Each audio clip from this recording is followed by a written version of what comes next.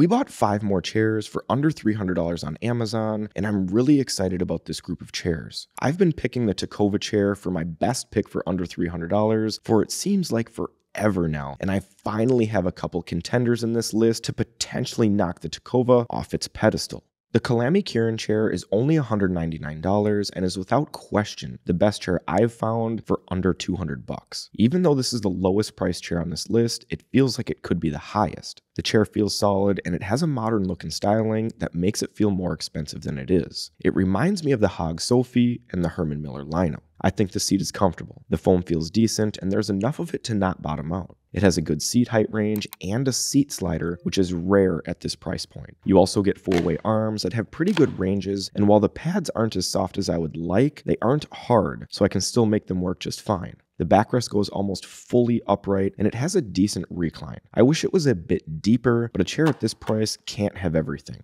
This is one area where the Ticova would still have the edge for me, since its recline is quite good, but everything else would go to the Calami for me. Oh, and the headrest. This chair doesn't have one, so if that's a requirement for you, then the Ticova would still have the edge there too. Overall, I'm really impressed with this chair though.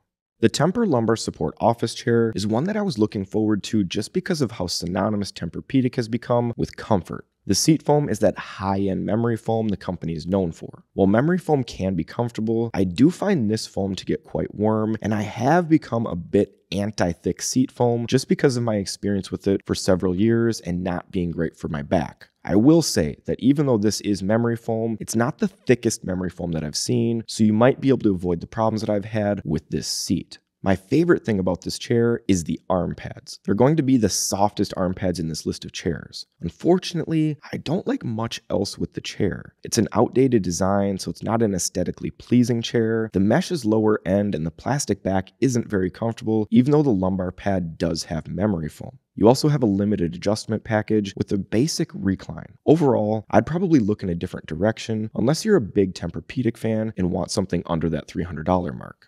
The BV Dual Backrest is a very unique chair. I don't think it's bad, but I do think it's so niche that it is a bit of a risky buy. The seat's okay. It's a little firm for my liking, but I could see it working for some. The arms have decent adjustments, but they aren't the smoothest to use, and the arm caps are a bit firm. The headrest on this chair is actually pretty good. It doesn't get in the way, has a decent amount of padding, and adjusts enough to get into that perfect spot. The main attraction with this chair is going to be that unique dual backrest design. Unfortunately, this is probably going to also be the main reason not to get the chair. I think it does a good job of not restricting your movement, which is nice. The back design is really open so you can move your arms freely, and the back support is very flexible, allowing you to move as much as you want. What I don't like is that you have too much freedom. There are times when I do not feel support, and I almost feel like I'm holding myself up. I don't think it's a bad option, especially for only $249, but I do think it's going to be very specific to a certain type of buyer.